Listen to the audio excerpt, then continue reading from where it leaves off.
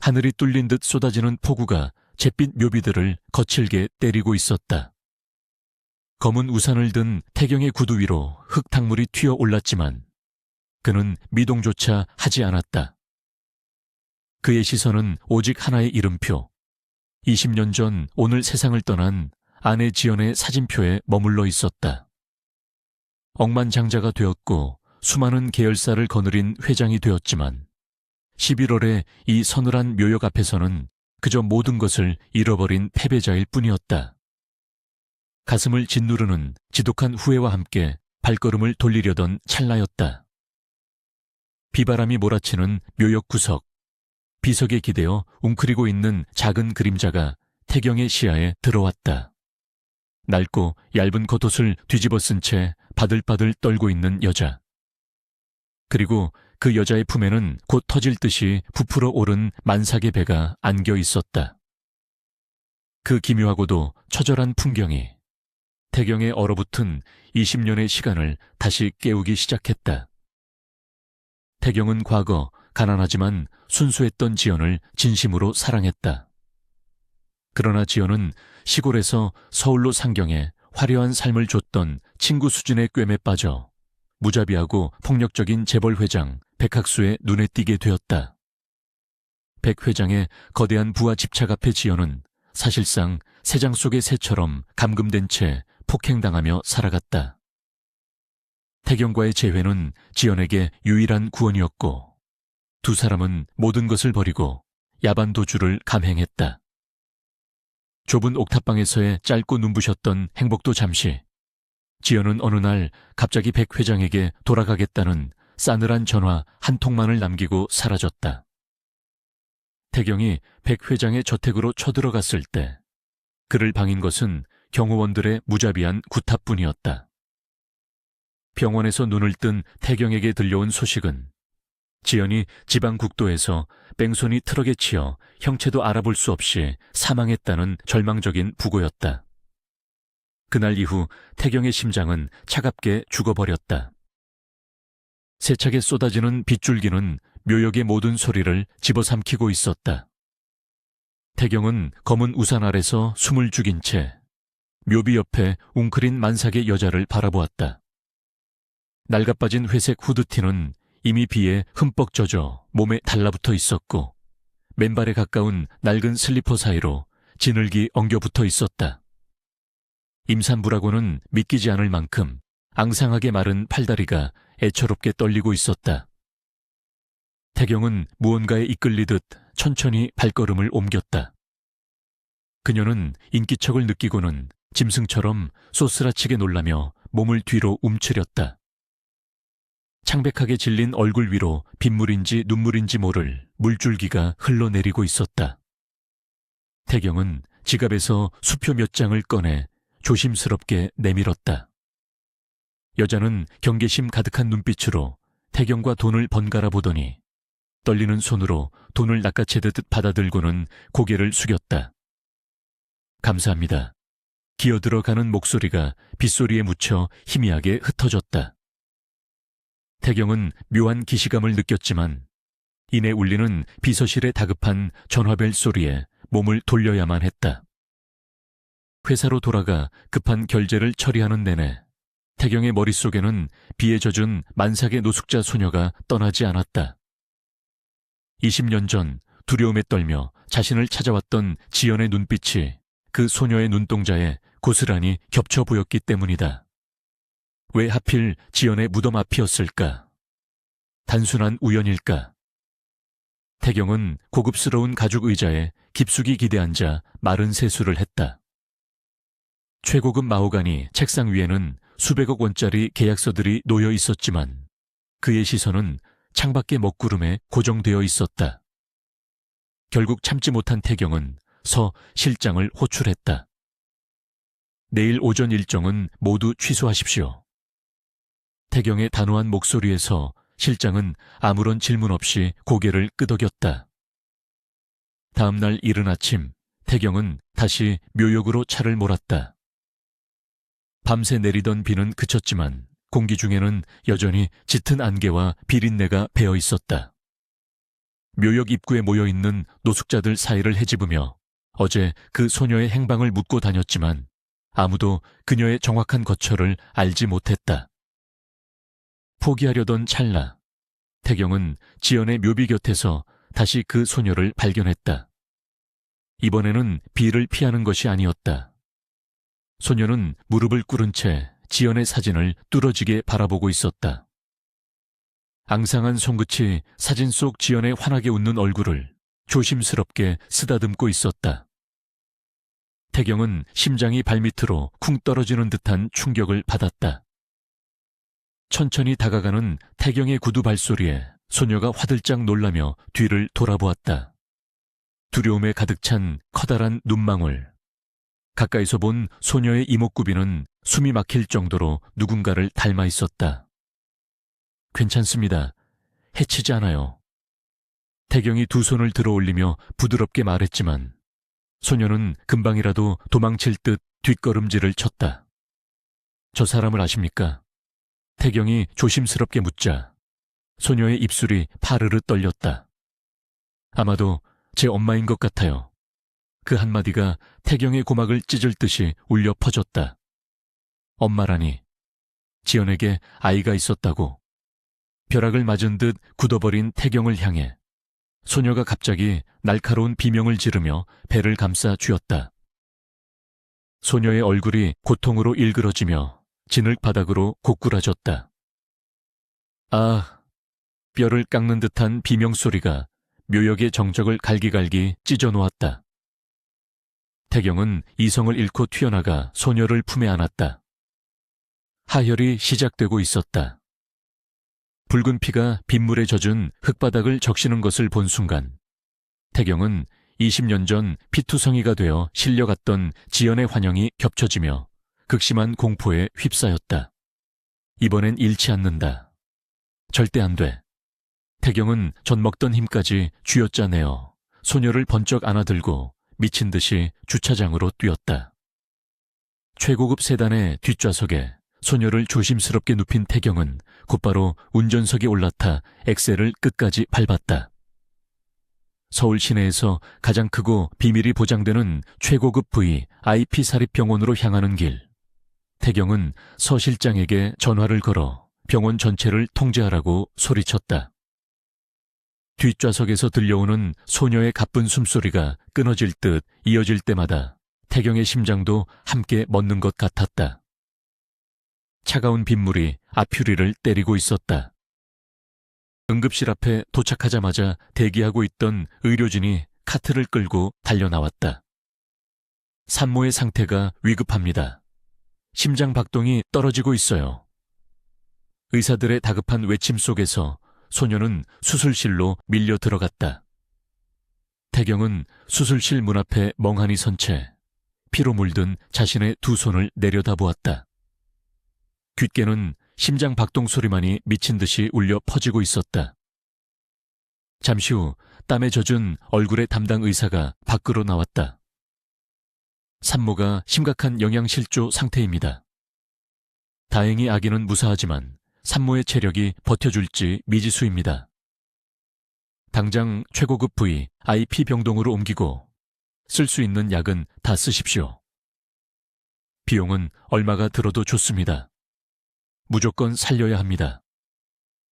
태경의 눈빛은 마치 야수처럼 번뜩이고 있었다. 의사가 겁에 질려 고개를 끄덕이고 사라진 후 태경은 간호사가 건네준 소녀의 낡은 짐가방을 받아 들었다.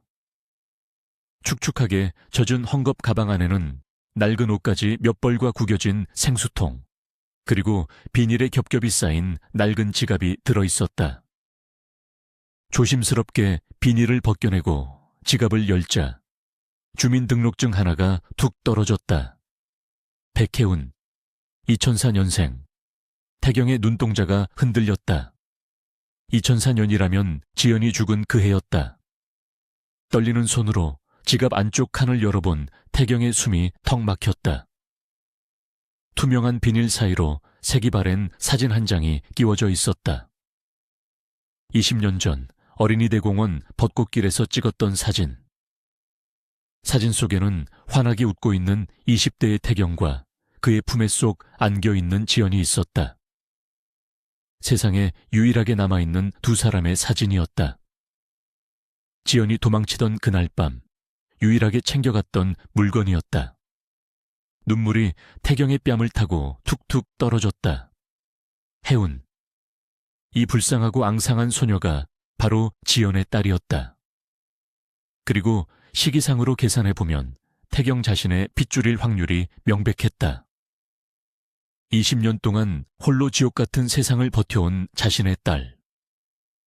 태경은 가슴을 치며 오열했다. 병원 복도의 차가운 바닥에 주저앉은 거대한 기업의 회장은 짐승처럼 울부짖으며 자신의 어리석음을 저주하고 또 저주했다. 20년 전 그 지옥 같았던 과거의 기억이 쓰나미처럼 태경의 뇌리를 덮쳤다. 지연은 시골에서 올라와 낯선 서울 땅에서 발버둥 치던 순수한 아가씨였다. 친구 수진의 꼬드김에 넘어가 강남의 화려한 룸살롱에서 서빙을 시작했을 때만 해도 그녀는 그곳의 탁한 공기에 물들지 않으려 애썼다. 팁을 주며 접근하는 졸부들의 손길을 단호하게 쳐내고 주방에서 설거지를 도맡아 하던 그녀의 꼿꼿함은 오히려 거대한 포식자의 흥미를 끌고 말았다. 지하 세계와 재계를 주무르던 피도 눈물도 없는 괴물, 백학수 회장이었다. 백 회장은 지연의 순수함을 돈으로 꺾으려 들었다. 처음에는 수천만 원짜리 명품 백과 보석으로, 다음에는 외제차로 그녀를 옥죄었다. 지연이 거부할수록 그의 집착은 광기로 변해갔다. 결국 수진이 진 빚을 빌미로 협박을 당한 지연은 성북동의 거대한 요새 같은 백 회장의 저택에 방황제로 갇히는 신세가 되었다. 그곳은 황금으로 칠해진 무덤이나 다름없었다. 백 회장은 밖에서는 점잖은 신사 행세를 했지만 굳게 닫힌 저택 안에서는 악마가 따로 없었다. 지연이 자신에게 복종하지 않거나 슬픈 표정을 지을 때면 자비 없는 폭력이 가해졌다. 두꺼운 화장으로 멍자국을 가리고 강제로 고급 레스토랑에 동행해야 했던 날들. 지연의 초점 없는 눈동자는 하루하루 생기를 잃어갔다. 그러던 어느 날 수진의 오빠였던 태경이 군대를 제대하고 서울로 올라오게 되었다. 수진의 자취방에서 우연히 마주친 태경과 지연. 중학생 시절 태경을 남몰래 짝사랑했던 지연의 멈춰있던 심장이 다시 뛰기 시작했다.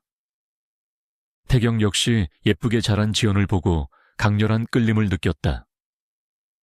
두 사람은 수진의 눈을 피해 조심스럽게 만남을 이어갔다. 지연은 백 회장의 감시를 피해 잠시나마 태경과 함께 걷는 한강변의 밤거리가 세상의 전부인 것처럼 행복했다. 하지만 태경은 지연의 화장 밑에 숨겨진 멍자국을 눈치채고 말았다. 누구의 짓이냐고 묻는 태경의 품에 안겨 지연은 참았던 눈물을 터뜨렸다. 모든 진실을 알게 된 태경의 분노는 극에 달했다. 그는 당장 지연의 손을 잡고 서울을 벗어났다. 백 회장의 손이 닿지 않을 후미진 경기도 외곽의 낡은 옥탑방. 겨울바람이 창문 틈으로 들어오고 연탄난로에 의지해야 하는 가난한 살림이었지만 두 사람은 처음으로 인간다운 숨을 쉴 수 있었다. 지연은 백 회장이 사준 수억 원짜리 다이아몬드 반지를 저택의 차가운 대리석 탁자 위에 올려두고 도망쳤다. 그것은 목숨을 건 도박이었다. 태경은 막노동판을 전전하며 돈을 벌었고 지연은 된장찌개를 끓이며 그를 기다렸다. 혼인신고서를 작성하며 맞잡은 두 손은 거칠었지만 따뜻했다.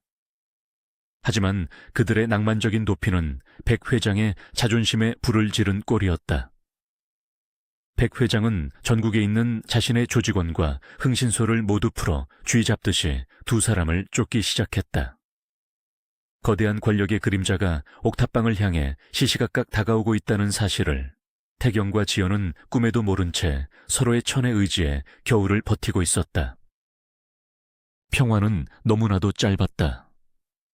2달 뒤 어느 날, 태경이 공사장에서 흙먼지를 뒤집어 쓰고 집으로 돌아왔을 때 옥탑방의 문은 활짝 열려 있었고 방 안은 난장판이 되어 있었다.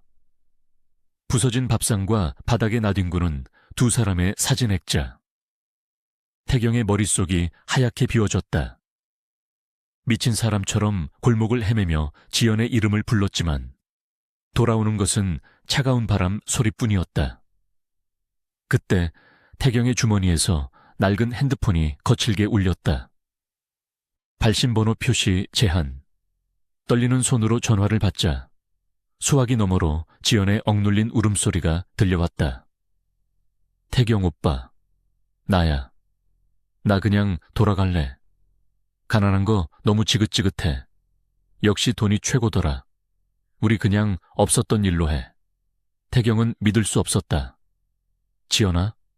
무슨 소리야? 너 지금 어디야? 태경이 피를 토하듯 소리쳤지만 전화는 일방적으로 끊어졌다. 그것이 태경이 들은 지연의 마지막 목소리였다. 수화기 너머 미세하게 들렸던 건장한 사내들의 구두 발소리와 위협적인 숨소리를 태경은 잊을 수 없었다. 태경은 눈에 뵈는 것이 없었다. 그 길로 성북동 백 회장의 저택으로 돌진했다. 굳게 닫힌 거대한 철문을 맨주먹으로 두드리며 지연을 내놓으라고 절규했다. 이내 검은 양복을 입은 경호원 수십 명이 쏟아져 나와 태경을 에워쌌다. 쇠파이프와 야구 방망이가 자비 없이 태경의 몸을 강타했다. 뼈가 부러지고 피가 튀었다. 태경은 짐승처럼 울부짖으며 철창을 부여잡았지만 백 회장은 저택 발코니에서 와인잔을 든 채 벌레를 보듯 그를 내려다볼 뿐이었다. 내 장난감에 손을 댄 대가다. 백 회장의 비릿한 조소가 울려 퍼졌다.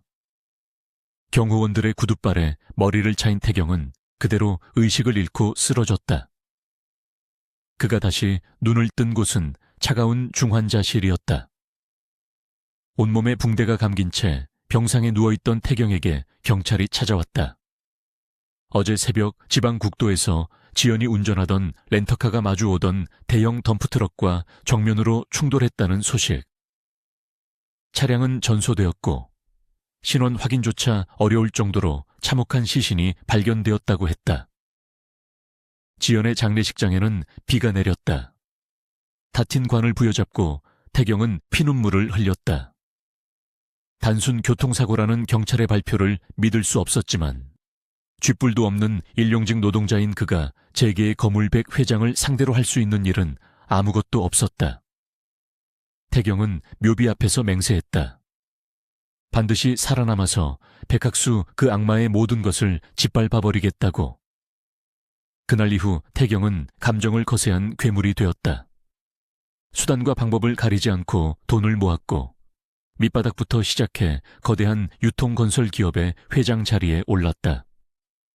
그의 심장은 지연이 죽은 그날 완전히 멈춰버렸고 오직 복수를 향한 차가운 증오만이 그의 몸을 움직이는 원동력이었다. 그렇게 20년의 세월이 흘러 백 회장도 늙고 힘이 빠졌다. 드디어 숨통을 끊어놓으려던 찰나 백 회장이 지병으로 사망했다는 뉴스가 보도되었다. 평생을 벼려온 복수의 칼날이 갈 곳을 잃어버린 허망함. 태경이 비 내리는 묘역을 찾아가 모든 것을 포기하려 했던 바로 그날 해운을 만난 것이었다. VIP 병실의 무거운 문이 열리고 태경이 조심스럽게 안으로 들어섰다. 하얀 시트 위에 누워있는 해운은 마치 부서질 듯 연약해 보였다. 링거액이 뚝뚝 떨어지는 소리만이 고요한 방안을 채우고 있었다. 인기척에 힘겹게 눈을 뜬 해운이 태경을 발견하고는 몸을 움찔했다. 도망치려는 듯 몸을 일으키려는 해운을 태경이 급히 다가가 제지했다. 괜찮다. 움직이지 마. 아기가 위험해져. 태경의 따뜻한 음성에 해운은 경계심을 조금 풀었다. 아저씨는 대체 누구세요? 왜 저한테 이렇게까지? 해운의 갈라진 목소리가 방안을 울렸다. 태경은 떨리는 손으로 자신의 재킷 안주머니에서 낡은 지갑을 꺼냈다. 혜은의 지갑에서 발견했던 바로 그 사진이었다. 이 사진 속 남자, 나란다. 혜은의 눈동자가 지진이라도 난 듯 격렬하게 흔들렸다. 엄마가 말했던 그 사람, 아빠? 혜은의 눈에서 굵은 눈물이 쏟아지기 시작했다. 태경은 무너져 내리듯 혜은의 침대 옆에 무릎을 꿇고 하염없이 눈물을 흘렸다. 서로를 부둥켜 안고 한참을 오열한 뒤 혜은은 띄엄띄엄 20년 전의 진실을 털어놓기 시작했다. 고아원에서 자란 혜은에게 유일하게 진실을 말해준 사람은 백 회장의 저택에서 정원사로 일하던 늙은 노파였다. 태경이 공사장에 나갔던 그날 백 회장의 수아들이 옥탑방을 덮쳤다.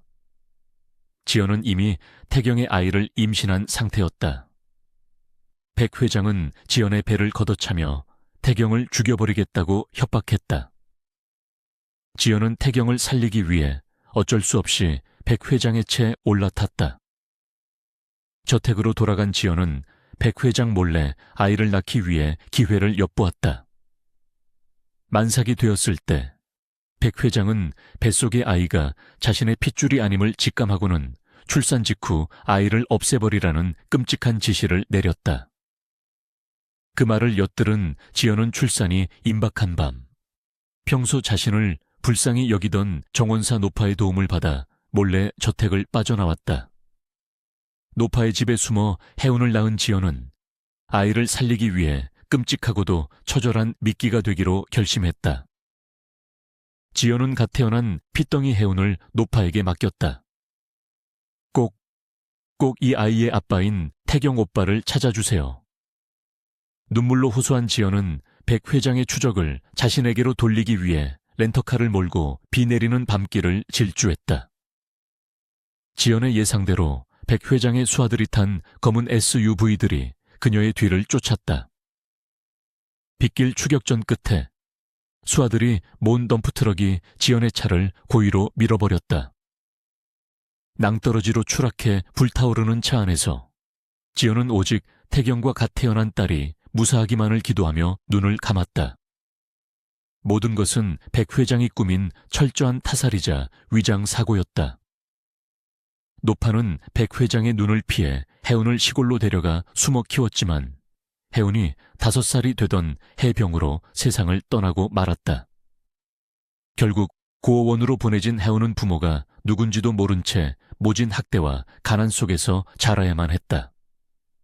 노파가 남긴 유품 속 사진 한 장만이 혜운이 가진 유일한 혈육의 증표였다.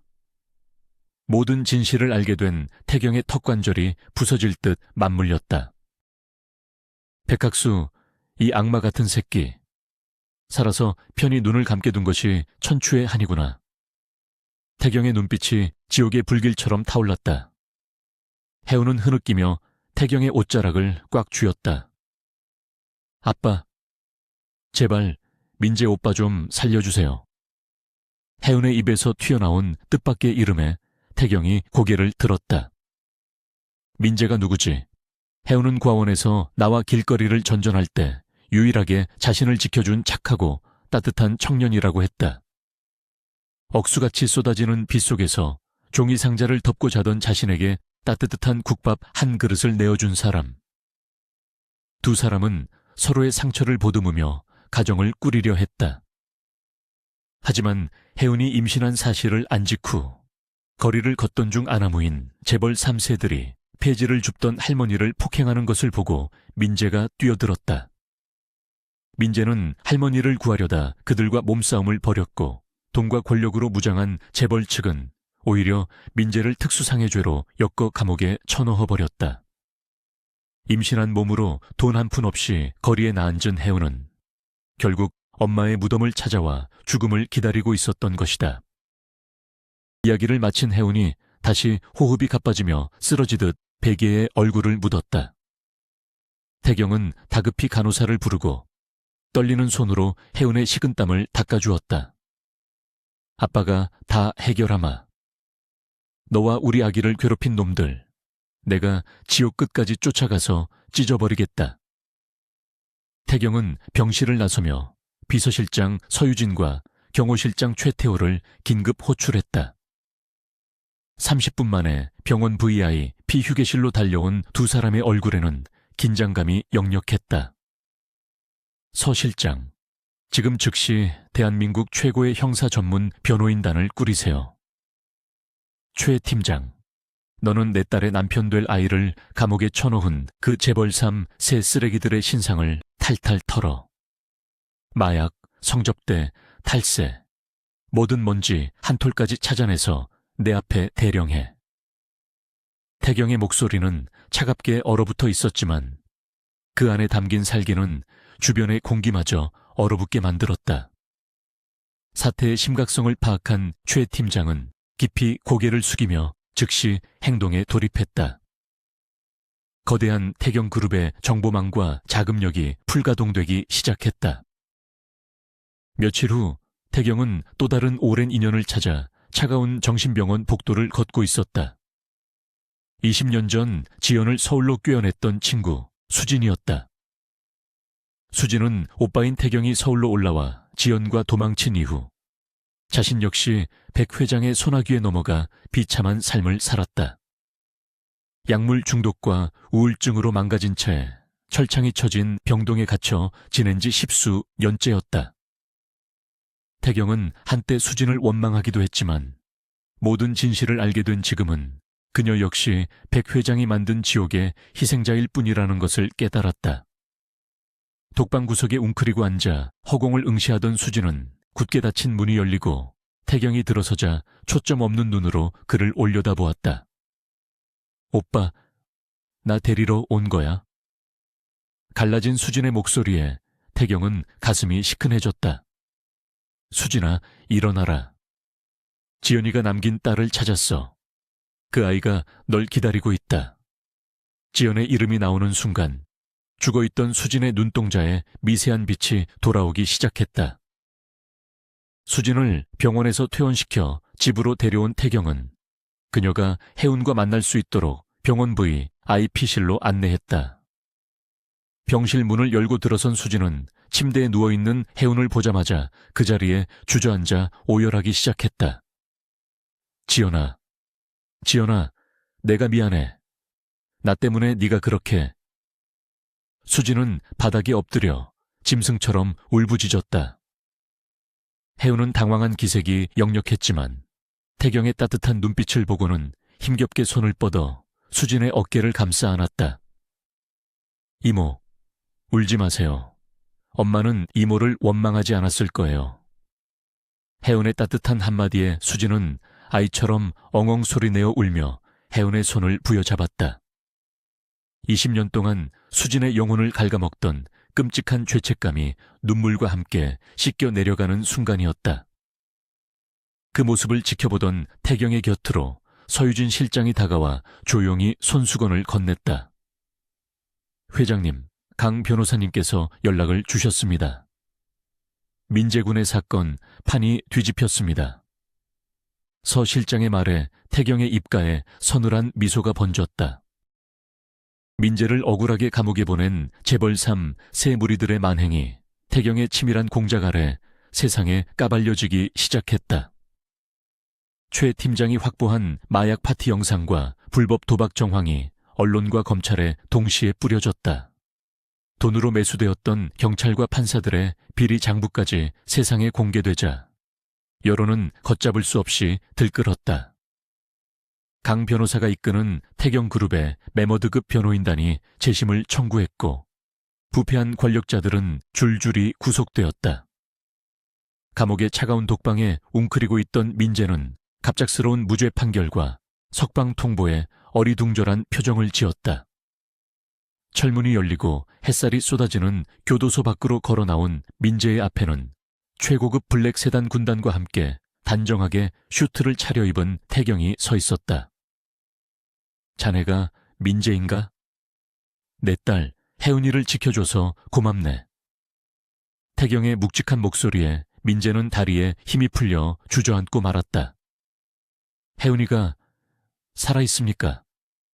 엉엉 우는 민재의 어깨를 태경이 굳건하게 감싸 쥐었다. 민재가 병실 문을 열고 들어섰을 때 혜우는 기적처럼 몸을 일으켜 앉아 있었다. 오빠. 혜운의 외침에 민재는 미친 듯이 달려가 그녀를 품에 안았다.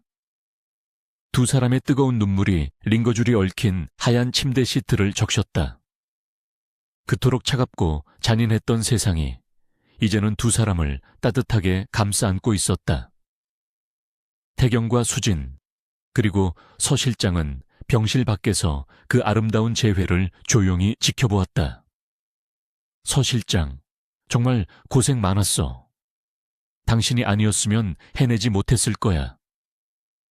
태경의 진심 어린 감사의 말에 늘 차갑고 완벽해 보이던 서 실장의 볼이 희미하게 붉어졌다. 제가 해야 할 일을 했을 뿐입니다. 서 실장의 묵묵한 대답 속에는 오랫동안 태경을 곁에서 지켜보며 키워온 깊은 애정이 숨어 있었다. 태경 역시 그녀의 그 마음을 더 이상 모른 척하지 않기로 했다. 차갑게 얼어붙었던 태경의 세상에 다시 봄바람이 불어오고 있었다.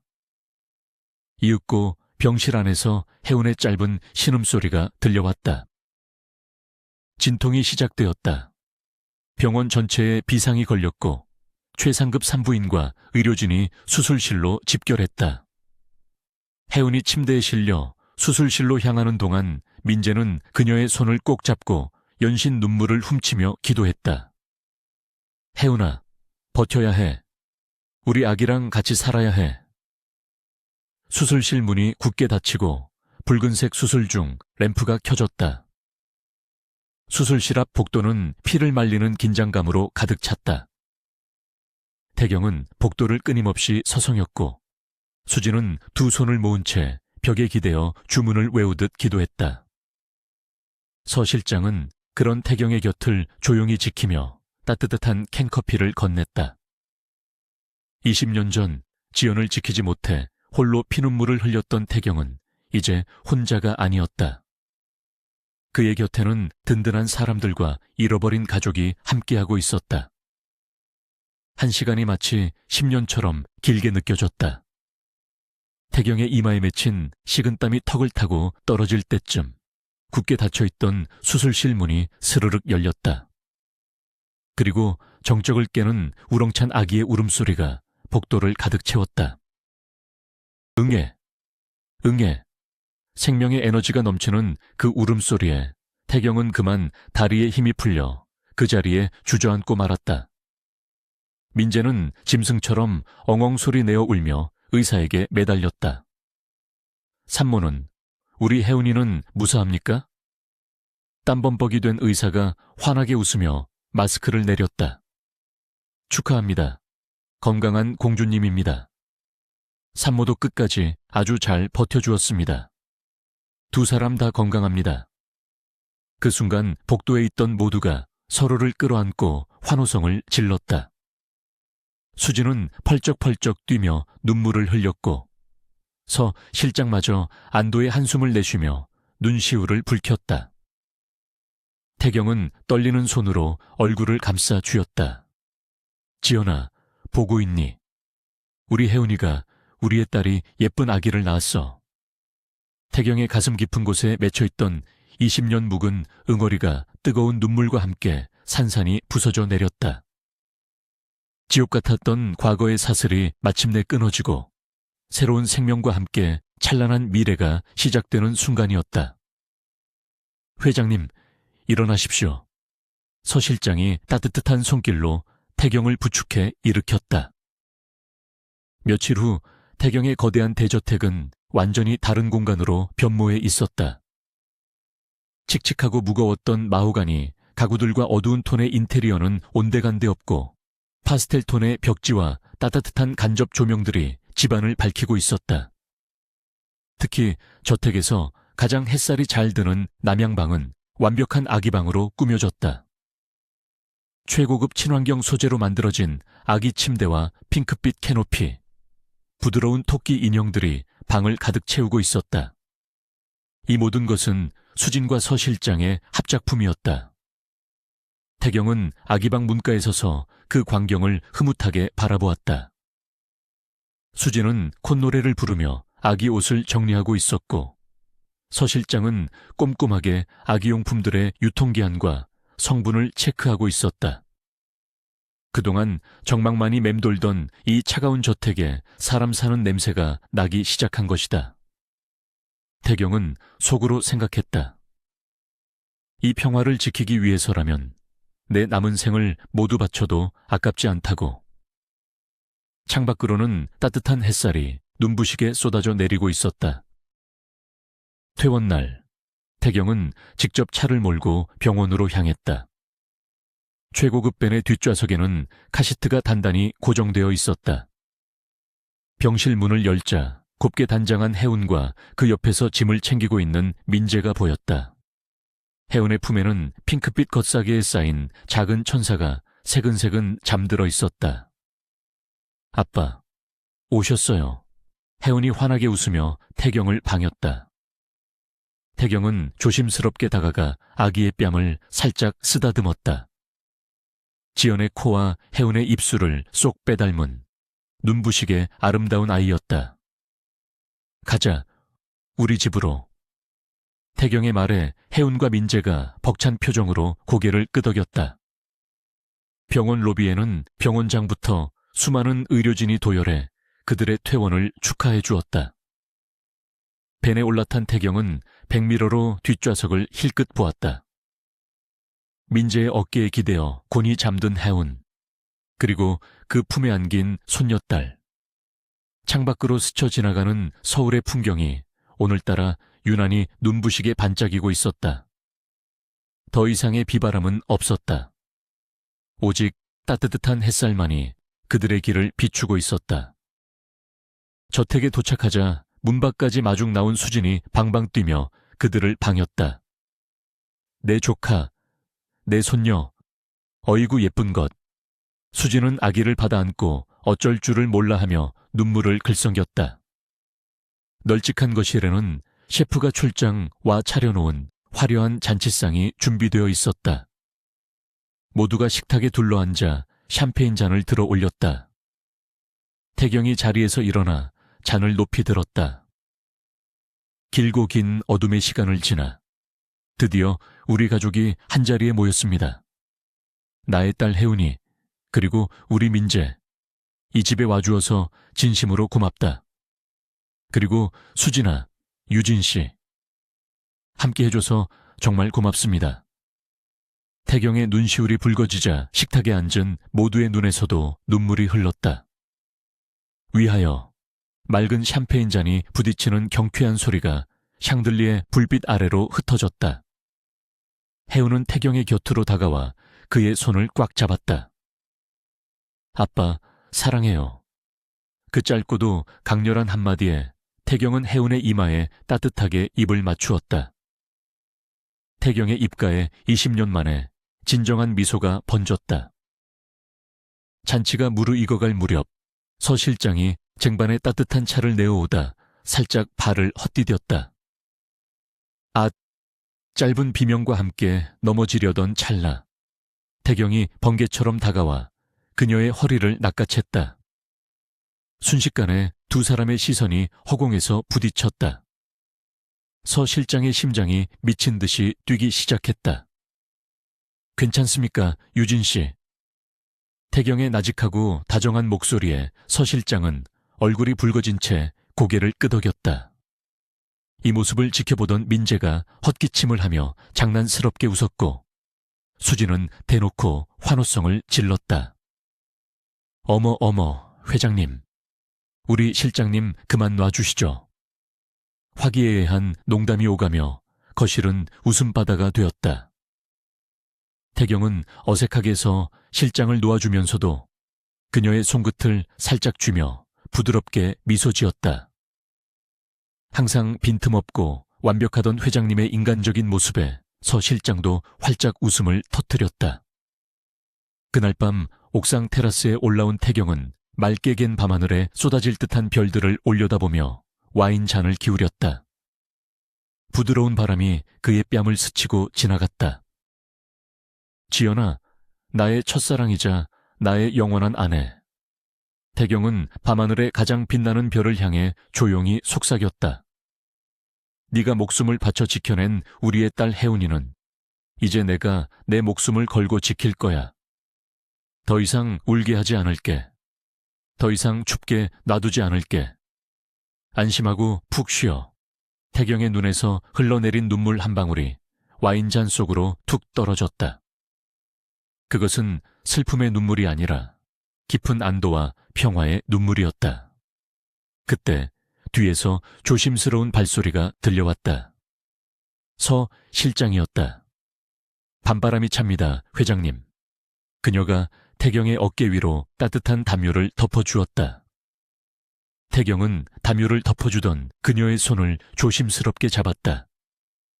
이제 회장님 말고 태경 씨라고 불러주면 안 되겠습니까? 태경의 고백과도 같은 물음에서 실장의 눈동자가 커졌다. 이내 그녀의 입가에 아름다운 미소가 피어올랐다. 네, 태경 씨. 두 사람의 그림자가 달빛 아래서 하나로 길게 겹쳐졌다.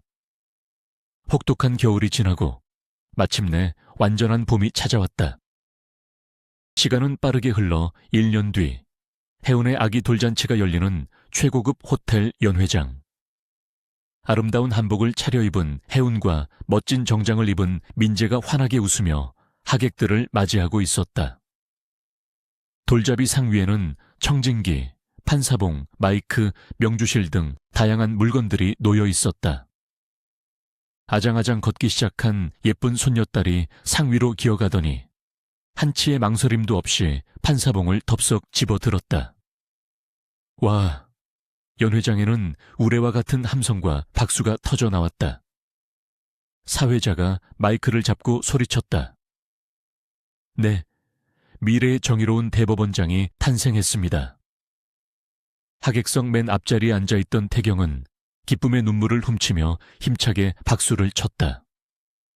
그의 곁에는 우아한 원피스를 입은 유진이 그의 팔짱을 낀 채 다정하게 웃고 있었고, 그 옆에서는 수진이 콧물을 훌쩍이며 사진을 찍느라 정신이 없었다.